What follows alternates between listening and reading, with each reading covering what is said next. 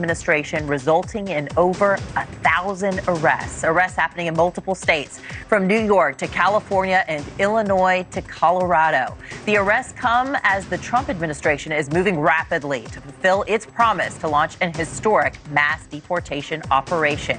Chicago's governor says he too wants violent criminals out of the country, but he's raising concerns about how the administration is carrying things out. And I've said many times, violent criminals who are undocumented in this country should be deported. There is a federal law that allows that deportation. But when we're talking about undocumented people who have been living law-abiding lives and raising families in the United States, we need comprehensive immigration reform. We need to give them an opportunity to stay in this country legally. This all comes as President Trump's border czar, Tom Homan, is now on the ground in Chicago to oversee the arrests himself. Good afternoon, everybody. I'm Anna Koyman in New York City. It's Sunday, the 26th of January, 3 o'clock on the East Coast, and it's time for News Nation Now. We do have so much to cover today, so we're going to get right to that breaking news on Trump's immigration enforcement plans. And News Nation's Mills Hayes is live there for us in Chicago. What can you tell us about the scale of these operations and the specific criteria being used to identify these individuals who are being arrested? Hey, Anna. Well, Chicago has some of the strongest sanctuary city protections, which prevent city police officers from cooperating with immigration agents. And border czar Tom Homan is in the Windy City this weekend, working with other federal agencies to make good on his promise of mass deportations. But Homan wasn't alone today. Acting Deputy Attorney General Emil Bove was also in Chicago on Sunday to see firsthand the operations. Federal agencies like the FBI, DEA, ATF, and the U.S. Marshals are all working with the Department of Homeland Security. The Deputy Attorney General said in a statement, "We will support federal, state, and local levels who join this critical mission to take back our communities. We will use all available tools to address obstruction and other unlawful impediments." The city of Chicago and its Mayor Brandon Johnson have been adamant about the city's sanctuary city status. Democratic City Alderman Raymond Lopez slammed Johnson for his position earlier.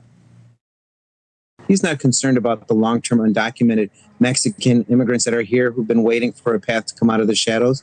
He's not concerned about the dreamers who have higher standards than even asylum seekers for how they have to behave in communities.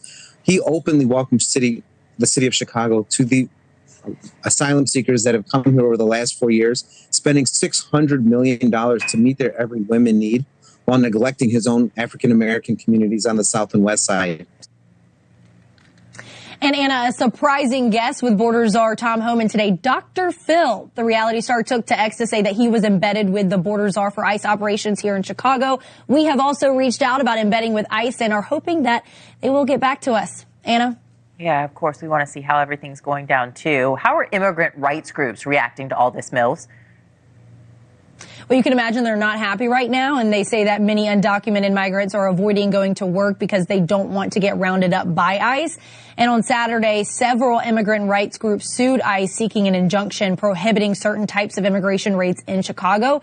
Vice President J.D. Vance was on CBS News this morning defending the Trump administration's decision to allow ICE agents in churches, hospitals, and schools. If you had a violent murderer in a school, of course I want law enforcement to go and get that person out. Of course. So what's the point of the question?